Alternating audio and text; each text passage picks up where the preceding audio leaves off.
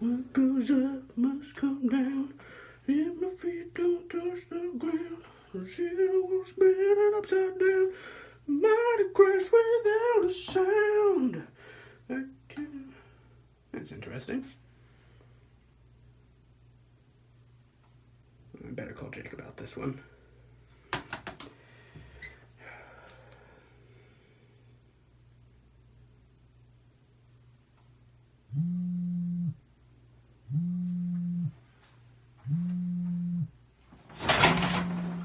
Hey, man. Hey, What's up? not much. What's Is this the only kind of mustard you have? I guess I can look. Do you have spicy mustard? It can be arranged. Get in here. I'm not gonna get in the tub with you. I think this Game Gear you let me borrow is broken. Oh, they're both broken. Oh. Yeah, no. This, I don't know if these ever worked. Oh, okay. Yeah. What are you playing? Do you have batteries? Oh, Sonic 2. Oh, right on. Do you have batteries in it? Because mine seems... Yeah, well, that one, I think it has 3 in it, which is supposed to give you like half power. Yeah. It lets you play the game, but not the sound. Yeah, exactly. This one... Okay, so no. Yeah, No batteries. No, I don't think so. I would go to get some, but Mom's gone. Yeah. Plus we're doing this. Yeah. Oh, hey, I meant to ask you earlier. I found a game in the bathroom. You know anything about that? I'm sorry, what? I found a game. Oh. In the bathroom. Oh, what game? Jak and Daxter. Oh, right on. 4. What?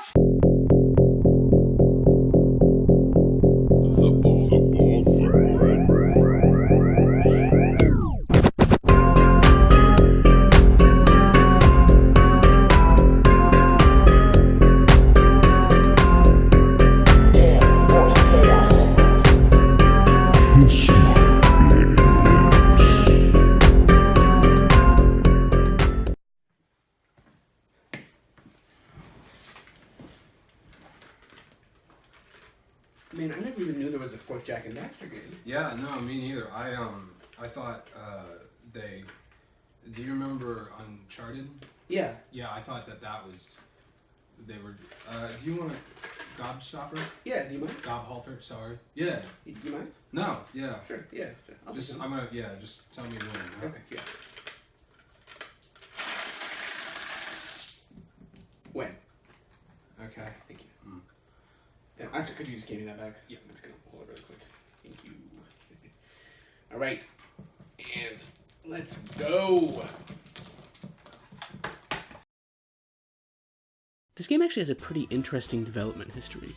It began life as a Naughty Dog project, but ended up getting shelved so that its development team could help complete Naughty Dog's notoriously underperforming and completely forgotten platformer Uncharted, which did not go on to get so popular that Nathan Fillion made his own fan movie where he played Uncharted from Uncharted.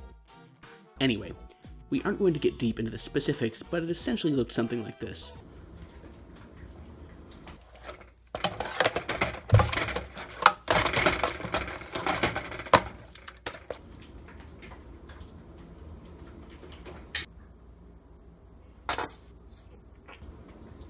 What are you doing? I'm making Jak and Daxter 4. I need your help with Uncharted. But I gotta finish Jak and Daxter 4. What you are doing is turning my dick inside out. We have a deadline. Throw Jak and Daxter into the game freezer and get over here now. Thank you. Use your hands. Okay. Stop crying. Okay.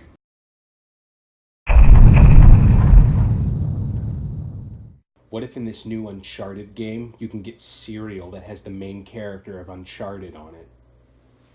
What if we put Lara Croft from the Tomb Raider series of games in this one?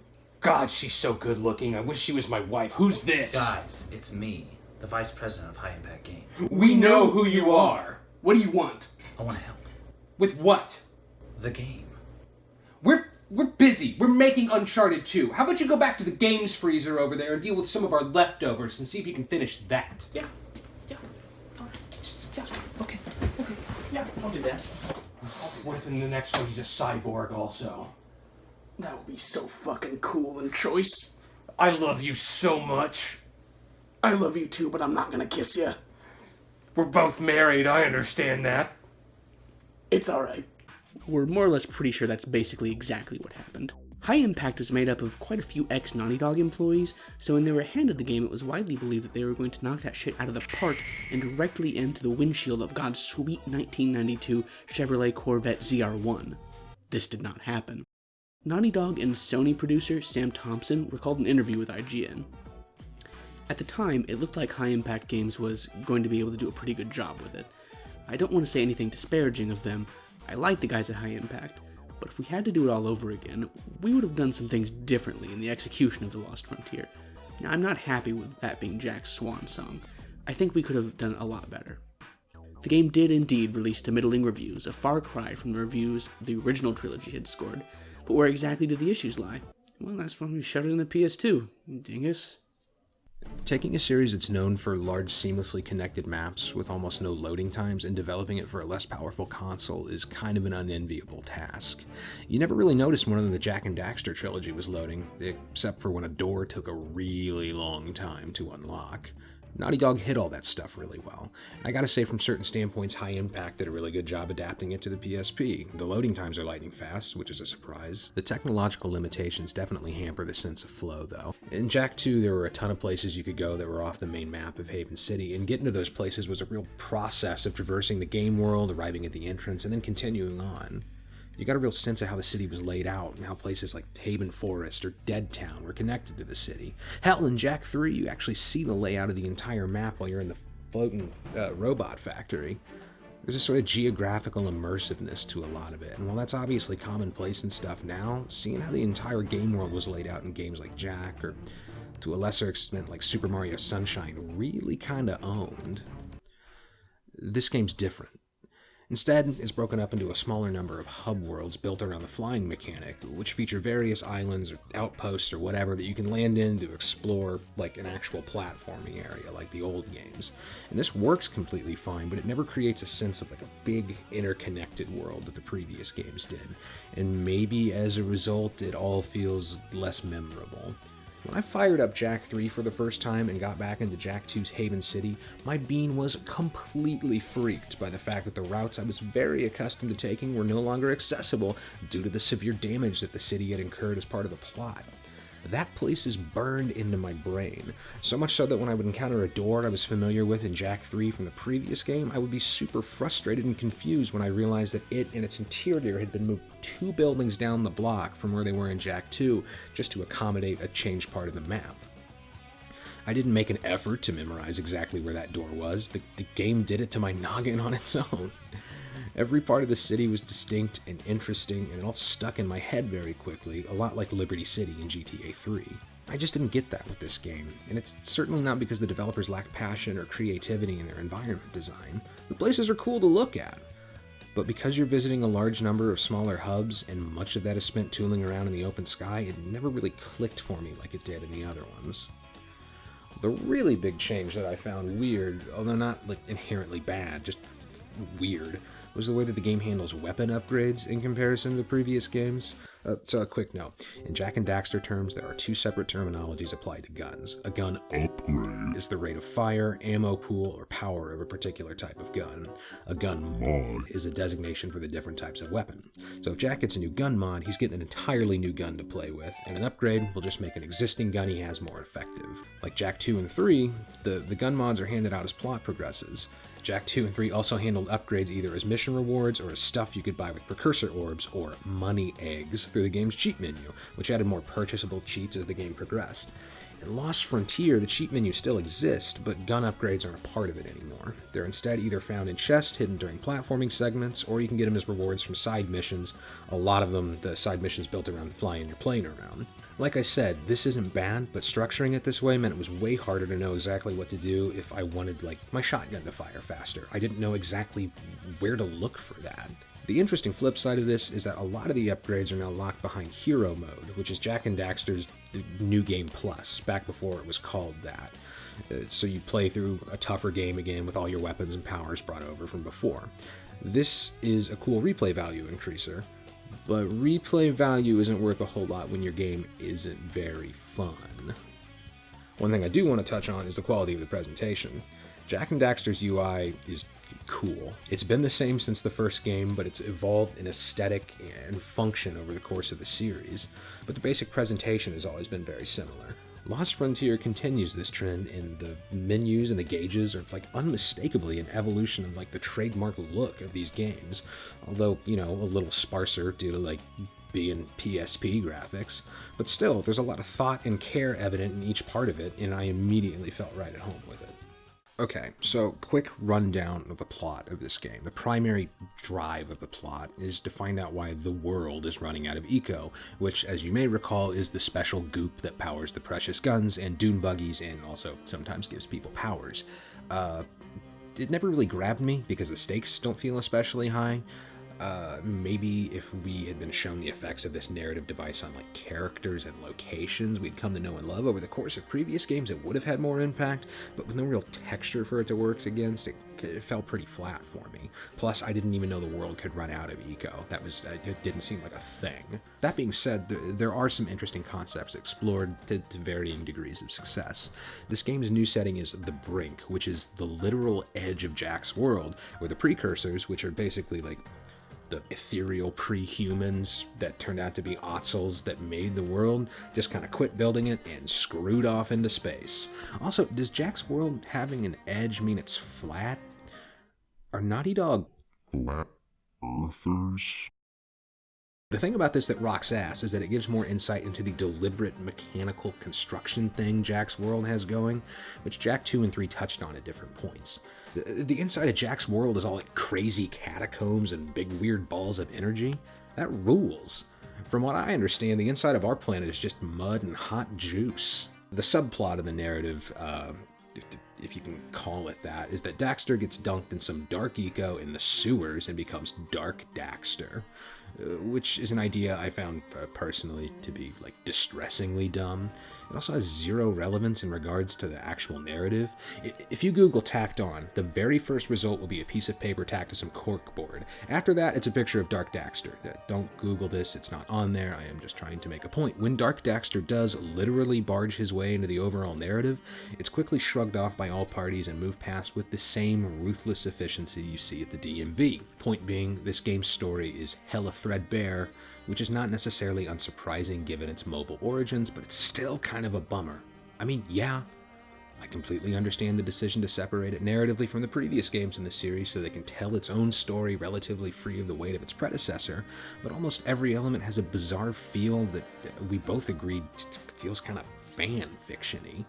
A lot of it clashes pretty violently with the world that the original trilogy established, although in the Lost Frontier's defense, Naughty Dog was not averse to bucking the rules and like continuity they'd already established in their own stuff. Like Jak X informs us that not only are there like plenty of surviving people still left on the planet outside of like Haven and Spargus cities, but that the global population is in excess of like 200 million people, and they've been tuning in to watch rocket dune buggies blow each other up on TV for decades, despite Jak 2 and 3 basically stating that the planet was, I don't know, pretty much extinct from the Metalhead Wars. And in that instance, I let it slide because that got us a game with machine gun dune buggies and Queens of the Stone Age songs. In the case of Lost Frontier, though, it just feels off. It introduces us to a new city and a new culture on the edge of Jak's world, but almost all of it's underwhelming. It's certainly not fair to knock the game for moving to an entirely different setting, especially since Jak X completely gleefully contradicted what came before it anyway.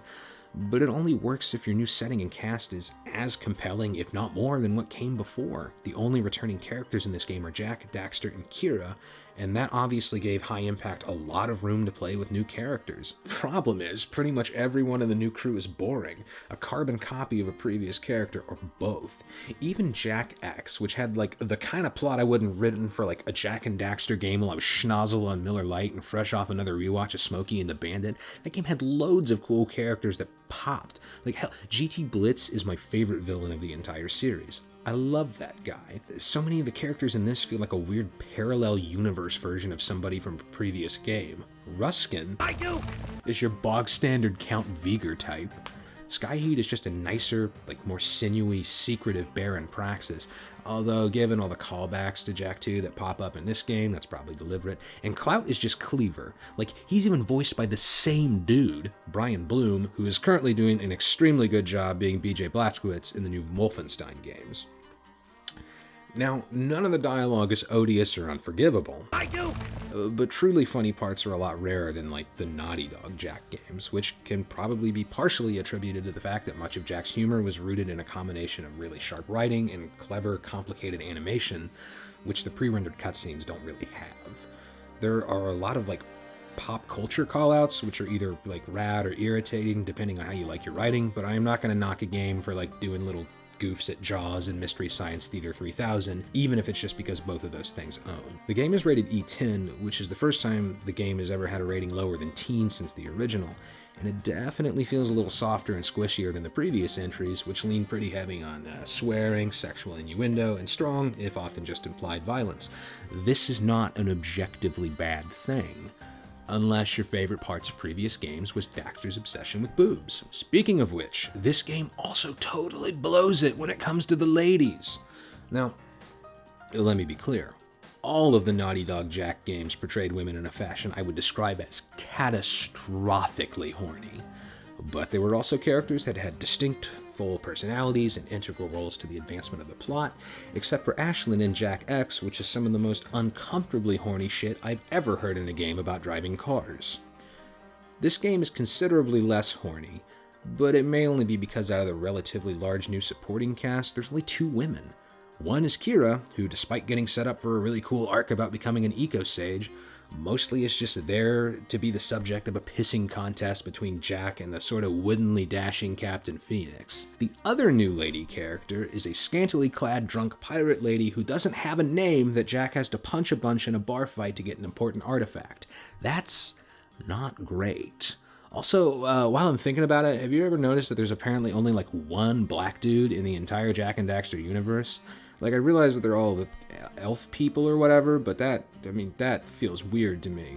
While you can dismiss some of the issues with this game's story as being the symptoms of trying to reduce a narrative-heavy series to a smaller scope, I do recall pretty much all of Daxter's characters, and I beat that game once when I was in the 8th grade. More than 10 years ago. I'm not doing that math, and you cannot make me.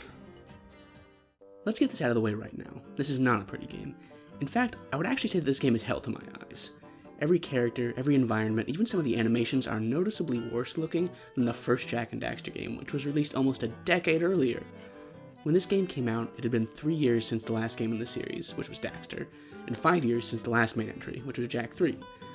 After such a long hiatus, at least long for games, you expect a game that at least matches the presentation of the last entry, not a game where everyone looks like action figures that have been outside too long. If you sit about 10 feet from the TV and squint, the game doesn't look so bad during regular gameplay, but the same cannot be said for the cutscenes.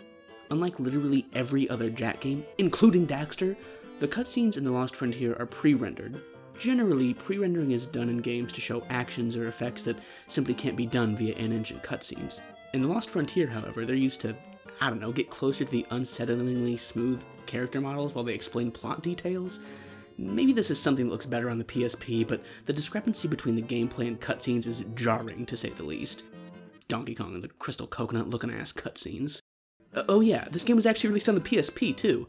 It was actually developed for the PSP, with the PS2 version being a port. We're playing the PS2 version here just because it's easier to capture, but we figured we should at least look at footage of the PSP version, and we were shocked to find that it actually looks kind of better. When compared side by side, the colors of the PS2 version are very obviously washed out. I can only really speculate as to why this is, but I assume it's the result of some sort of error that came about when porting the game to the PS2. PS2 ports of PSP games have a pretty spotty track record, like the Ratchet games, for instance, so it wouldn't surprise me if this was the case. If it seems like I've been pretty harsh, it's because this game isn't good and it deserves it. However, it's not all bad. The overall aesthetic of the game, this sky pirate theme it has going on, generally looks pretty good. It's a look that pretty seamlessly blends the Blade Runner-y tech of Jak 2, 3, and X with the brighter environments and the silly character design of the original Jak and Daxter. Due to this new aesthetic, we get to see something that, to my knowledge, has never really shown up in a Jak game before. Planes! And I'll be damned, but some of the planes are actually pretty cool. It seems like the developers really cared about and wanted to flesh out the flying aspect of the game, really make it their own. This is evident not only in the amount of time spent with the planes, but in smaller things, like this animation that shows Daxter actually repairing your plane. That's so cool! Planes might not have been what we all asked for, but it turns out to have been a pretty good fit. This of course means that you'll be spending a lot of time in the sky, and it looks okay for the most part. Most of the air battle environments are wide open expanses that, while impressively huge for a PSP game, are very sparse. That being said, there are a few standout locations. Fardrop in particular is an extremely cool area. It's this huge village that's built directly onto the back of a cave called Pirate's Cove. It owns. There are some other smaller environments that are exceptional as well, like the ship graveyard and these extremely Naughty Dog looking interiors. Unfortunately, because this was originally developed as a handheld experience, there are only a handful of these cool environments, and you have to revisit them a lot, which causes them to lose their appeal pretty quickly. I'm a fan of sounds. Loud ones, and quiet ones, I like them. Medium ones. Jak and Daxter has always done sounds real well. The voice acting especially did a lot to help set him apart from the previous generation of platformers. From Jak 2 onward, there was this really impressive effort to bring a deeper cinematic quality to the dialogue. This ain't surprising in hindsight, given that the people who made this went on to make the game that near octogenarian hunk and world's grumpiest danger grandpa Harrison Ford himself deemed cinematic. I love all the sound work in the Naughty Dog Jak games. I love Mark Mothersbaugh's music for the first three.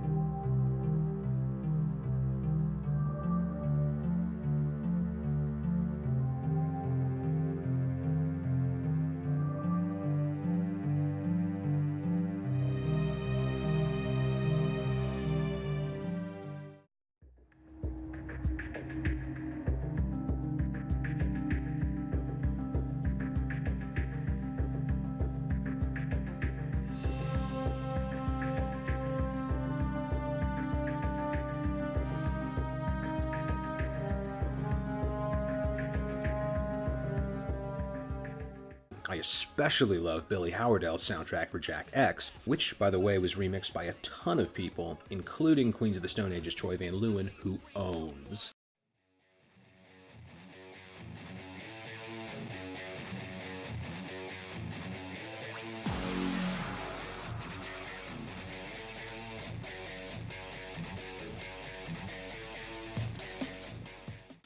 And I love the voice acting. I do!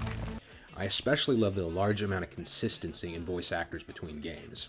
Now there's exceptions, two really notable ones throughout the entire series, I'll get to those in a minute.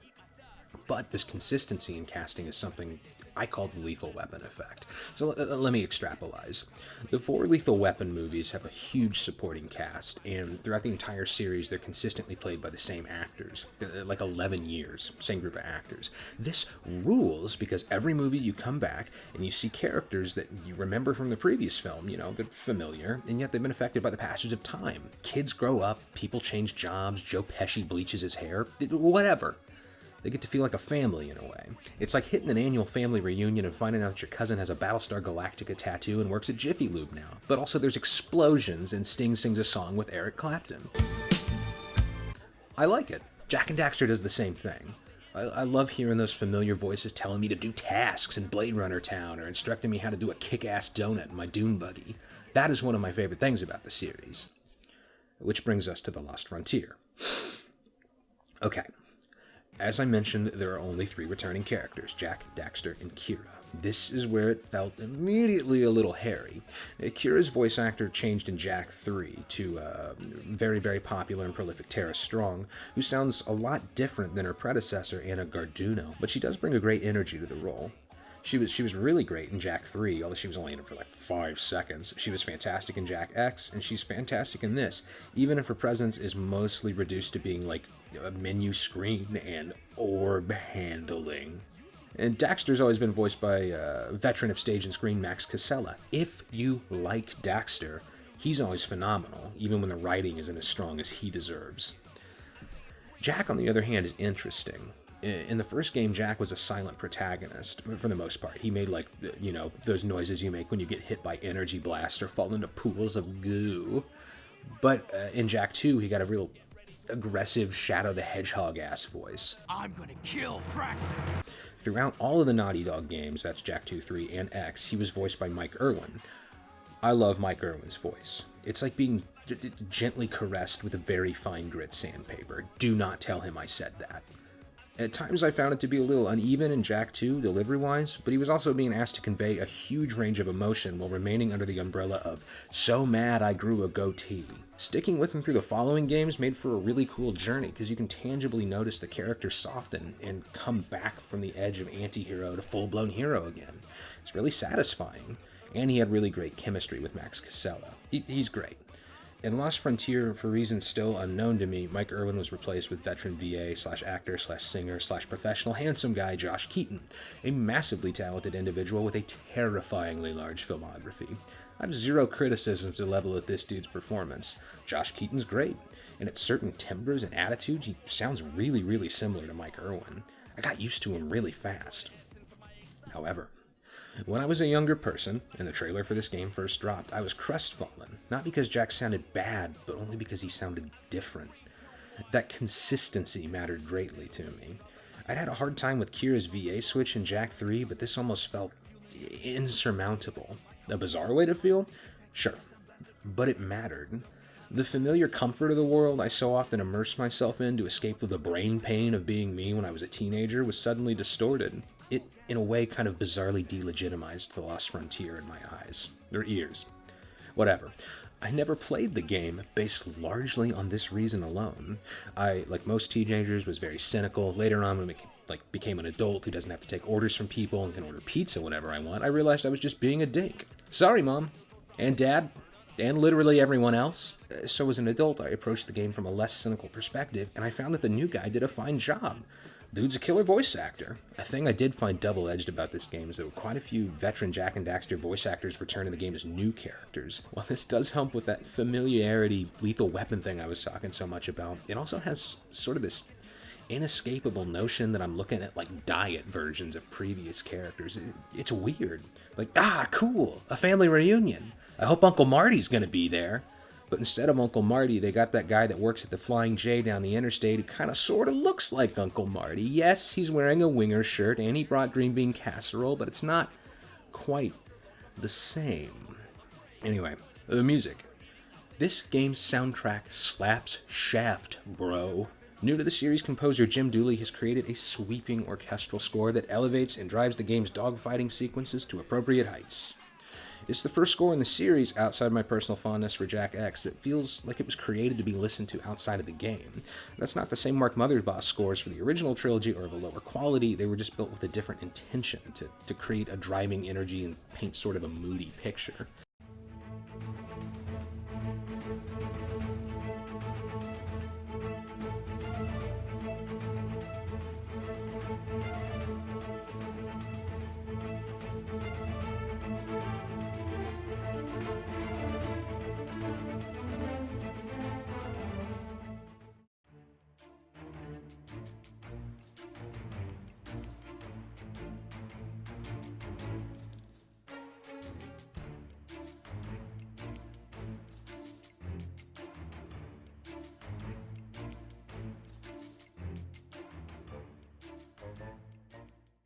In fact, because The Lost Frontier has far fewer pieces of music that alternate between quieter ambience and drives, the platforming sequences can feel kind of odd.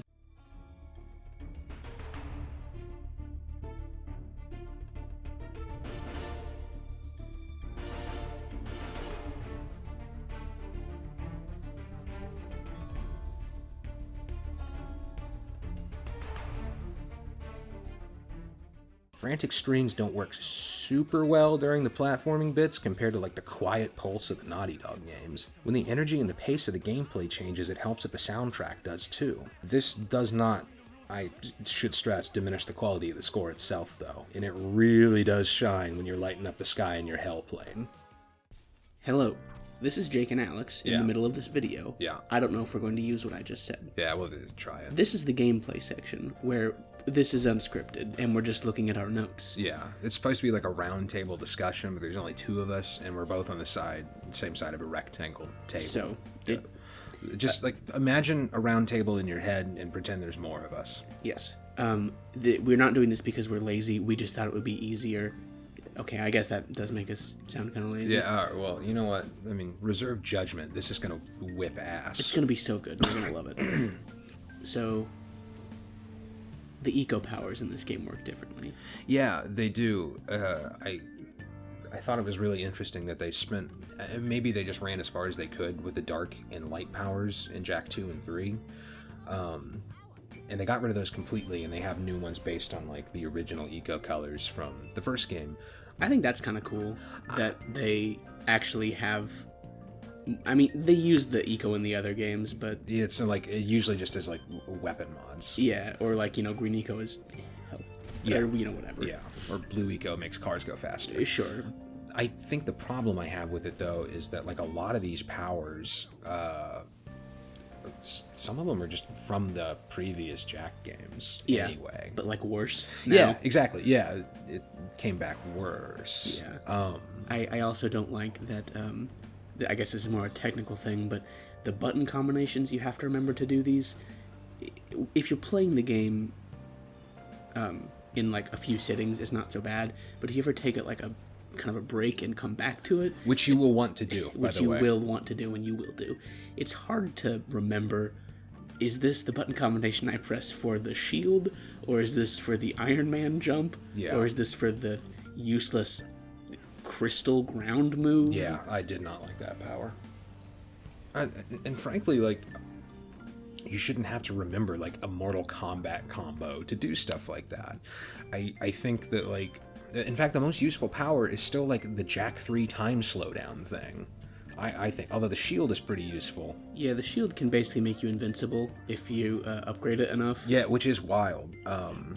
There are neat parts where you couldn't do this in 2 and 3, really. You can actually combine the powers on the fly, which is the coolest thing they did with it.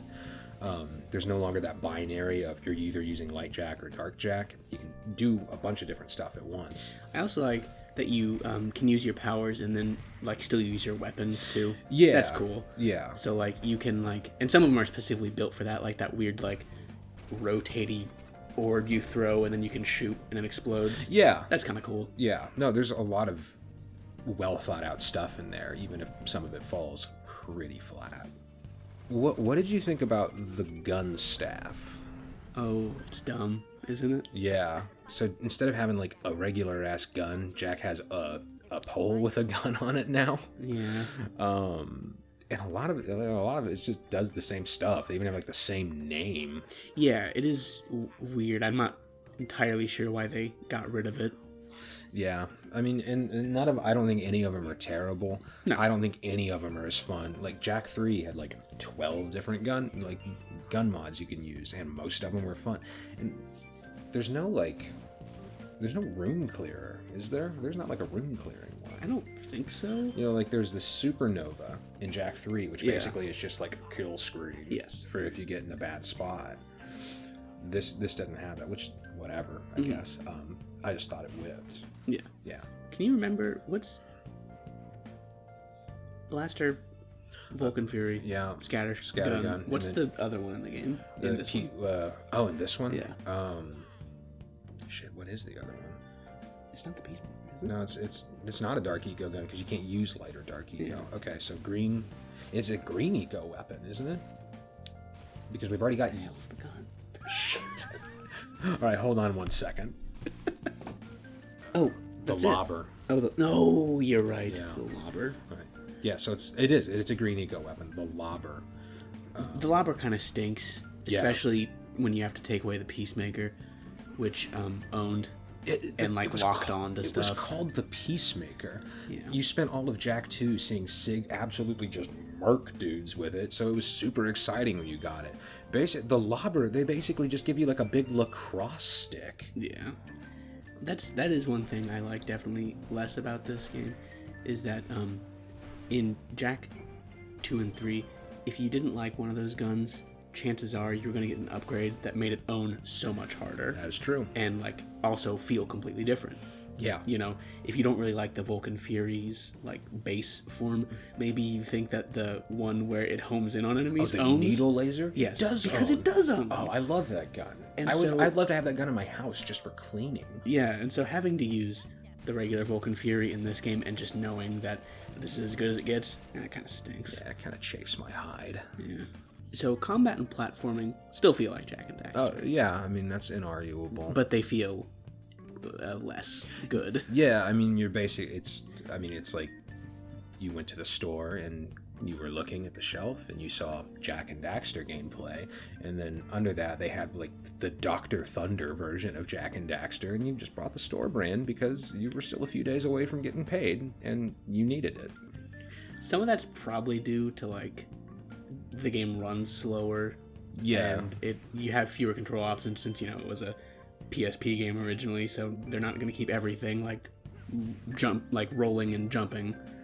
Yeah, you can jump, but you can't roll. Sorry, I meant rolling then jumping. Yeah, which was like, that is how I get around on foot in the Naughty Dog ones. So I was peeved to bejeebus when they took that away. And swimming too. Not that I really missed that, but they did get rid of it. And the jet board. Remember the jet board? I do remember the jet board. Getting the turbo jet board cheat in Jak 3 and just streaking across the desert, like just tearing white hot ass across the desert on your hoverboard. This game's camera is not very good. No. I mean, at least on foot. It's fine with flying. When you're flying, obviously, it doesn't. It's fine. I feel like that would be really hard to mess up. Yeah, I agree. Also, the enemies are too strong. I hate it. Yeah, they're like, Jak 2 is a hard game, but I found this to be, as an adult at least, more frustrating. Yeah. Like in a way that maybe, I don't know, it felt less fair, I guess. I'm not really sure. I agree. Especially some of the bosses. Yeah. I don't know. It never feels like you're doing the right thing, and then it's over. I like, honestly, some of this game is fun, but I think like it's at its absolute crappiest when it's trying to be a regular Jak and Daxter game. I agree. I think the most fun we had through the entire thing was all the sections in the ship. Yeah. Like when you're flying around. Flying the friendly skies. Yeah. Yeah. That's the best part.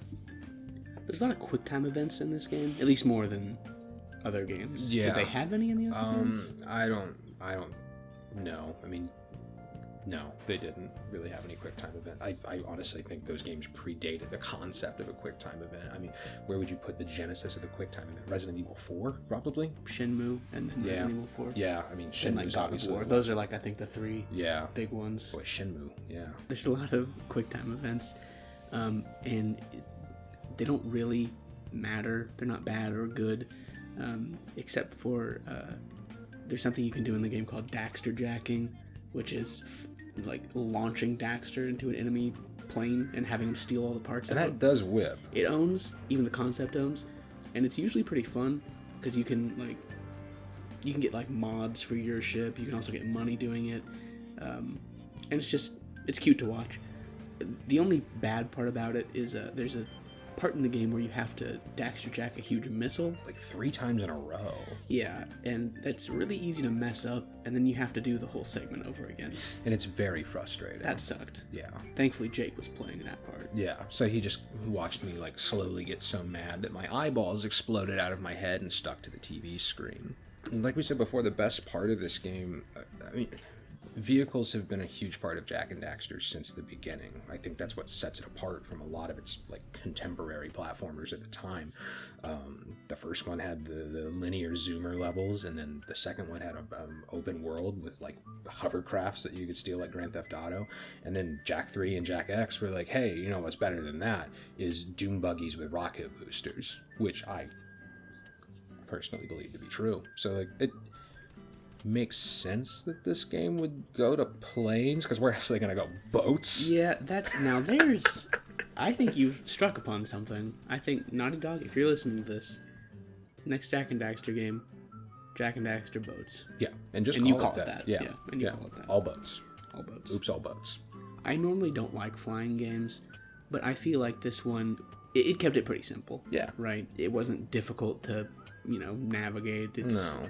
Dogfights are pretty easy. You just kind Yeah. of point and shoot. There's a lot of stuff to do in the skies, surprisingly. We didn't do a ton of it because we just wanted to kind of get we through just it as fast as possible. we hit a point where we really But- would want it to be finished. But, there's side missions you can take from various NPCs. You can race. You can shoot these big crystals. We shot quite a few of the big crystals. We did shoot a lot of big Yeah. crystals. And that gets you just upgrades and money and stuff like Yeah. that. We've been saying this a lot, but it's just the best part of the game. Yeah. Well, It's fun. yeah, and It's fun to shoot the big crystals. It is fun to shoot the big crystals. I have fond memories of shooting the big crystals. Like, I love the Rogue Squadron games. I love Crimson Skies, which I don't know if you've ever watched me play a lot of Crimson Skies, but like a lot of the plain area aesthetic is ripped straight from, it's that diesel punk, like, World War II Wolfenstein-y thing. It's like that same aesthetic. It's pretty impressive the way it runs on the PSP, I think. Yeah. It's, I'm obviously we were not playing the PSP version because what are we going to do? Share that tiny little screen together on the couch under a blanket together in the winter with hot cocoa? I fucking wish. I don't know. I thought that was, I know that was the crux of the concept in the first place. And I think it was easily the best. I think the game would have been better if it was just that expanded on at an even greater. Yeah. Like, shit, let me just play Jak and Daxter Pilot at this point, Yeah. Earlier, we talked about how much we liked Daxter jacking and shooting the big crystals and how much there was to do in the skies. And there is a lot to do. Yeah. Unfortunately, that's basically all there is to do. There's a lot to do, but not enough to do. Yes. And you have to do a lot of the things that there are to do. And it feels very different to like Jak 2 or 3, where there was a lot of different kinds of things to do, and you did them very infrequently. Yeah, do you remember Jak 2 has that crazy hard but super fun whack-a-mole game that you are required to do one time? Yes. Or, It's like that weird Pac-Man mini game. In Jak 3? In Jak 3. Naughty Dog, threw all kinds of crazy ideas at the wall. And they're like, we're good, we did one. Moving on. You have the option to go back and do more, but this is a different ball game. Because anything they introduce that are interesting, they really run with. Yeah. And that's kind of what we were talking about earlier, that big missile that you have to Daxter jack. It really... You're pretty deep into the game at this point, and Daxter jacking has sort of lost its luster, and then all of a sudden, not only do you have to Daxter jack, it becomes very frustrating, and it's just a whole thing. After that particular level, for the duration of the game onward, I was no longer interested in committing a Daxter jacking. No. Which I think is a shame, because everything about it was gold. It's a bummer. I know it's probably part of their limitations, but it just is not characteristic of the previous games that were totally unafraid to do something really inventive and then not beat you over the head with it. Yeah. What did you think about Dark Daxter? Now, I like this part. I like what we're discussing now, because on the computer screen, there's one sentence written about Dark Daxter, but that's because that's all you need. I don't need anything else written here, because I remember that part of the game. Yeah. It is bad.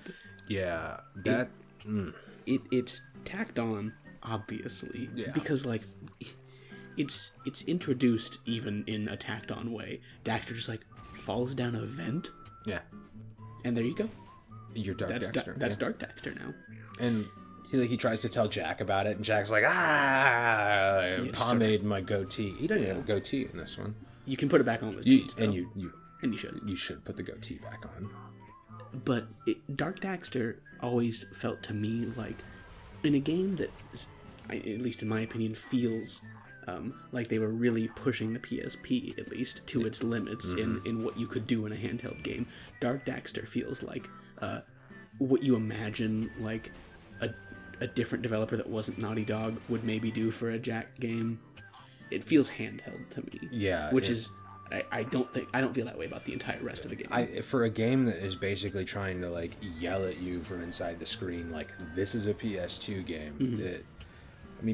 It's all just bad, uninteresting kind of isometric puzzles with really boring combat. Yeah. Also, Dark Daxter's voice really put a kink in my hose. Yeah. It's not Max Casella that voiced him, I found out. It's Richard McGonigal, I believe his name is. Interesting. It's weird to hear his voice all pitched down like that. Yeah. It's not, and he's got like a bloodlust. I don't really care for It's that. strange. The only really good part about the Dark Daxter levels is that mercifully they end. Yeah. And at the very end of those levels, there's an elevator that takes you back up. And inside the elevator, you can like destroy it and run around and rampage, and it plays a elevator like music. Yeah, and that's funny. That is really I like that. cute. It's really amazing that like they have this entire Dark Daxter subplot, and I kept thinking like, what's this building up to? Because Dark Eco, like throughout the entire series, kind of like a mysterious catch. It's sort of like the Chaos Emeralds, where it's like, I can kind of do whatever depending on whatever we need it to do. But it was odd that it turned a human into an Otzel in the first place, so it doesn't make sense to me that more would make him a bigger. Yeah. I don't know. Yeah, it seemed like in the first game, like you said, like a fluke, or maybe like a 1 in a million chance that like it could somehow mutate him or something. And then in this one, it just happens again. Because, I mean, somehow. if you think about it, like if you think about the way Eco works as it was established in the Naughty Dog games, And I often do. all of Haven City in Jak 2 was like, it was all powered by Dark Eco. Just through big pipes and vents and crap. It was just spraying willy-nilly all over the place when stuff got broken. So, this is essentially like, imagine going to the gas station to fill up your car, and there is a sign that says, hey, don't spill any gas on you or it will turn you into a freakish monster.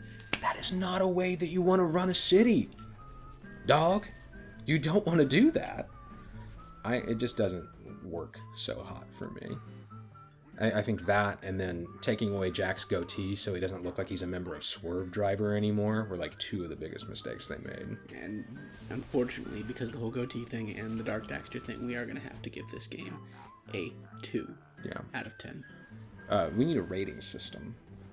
Like, obviously 2, but like 2 out of 10 what? Bugs.